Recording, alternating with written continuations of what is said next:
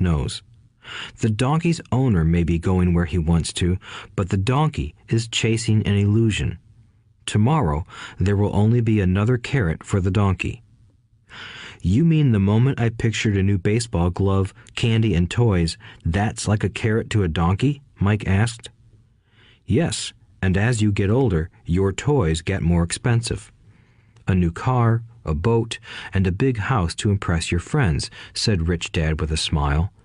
Fear pushes you out the door, and desire calls to you. That's the trap.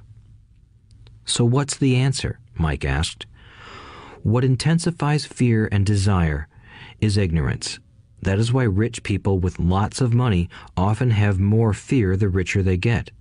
Money is the carrot, the illusion. If the donkey could see the whole picture, it might rethink its choice to chase the carrot. Rich Dad went on to explain that a human's life is a struggle between ignorance and illumination.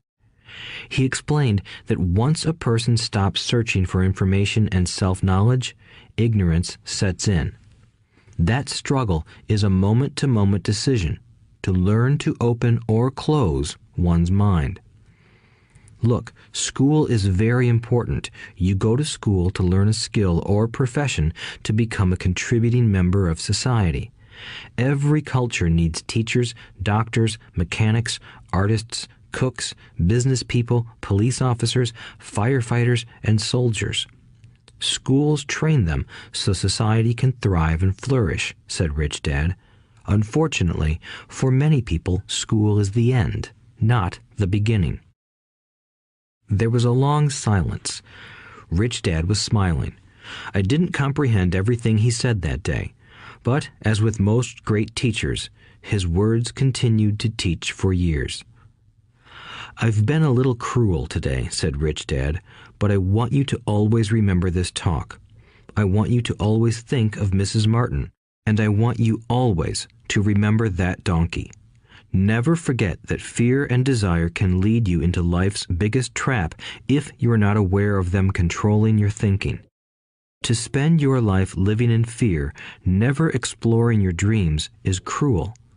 To work hard for money, thinking that it will buy you things that will make you happy, is also cruel. To wake up in the middle of the night terrified about paying bills is a horrible way to live. To live a life dictated by the size of a paycheck is not really living a life. Thinking that a job makes you secure is lying to yourself. That's cruel, and that's the trap I want you to avoid. I've seen how money runs people's lives. Don't let that happen to you. Please, don't let money run your life.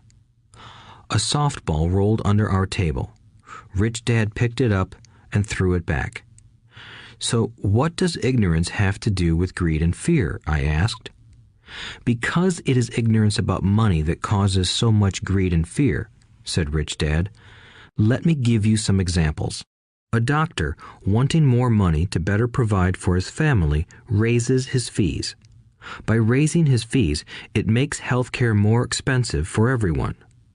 It hurts the poor people the most, so they have worse health than those with money. Because the doctors raise their fees, the attorneys raise their fees. Because the attorneys' fees have gone up, school teachers want a raise, which raises our taxes, and on and on and on. Soon, there will be such a horrifying gap between the rich and the poor that chaos will break out and another great civilization will collapse.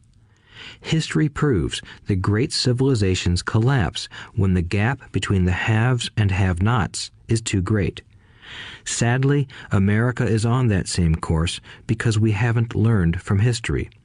We only memorize historical dates and names, not the lesson. Aren't prices supposed to go up? I asked.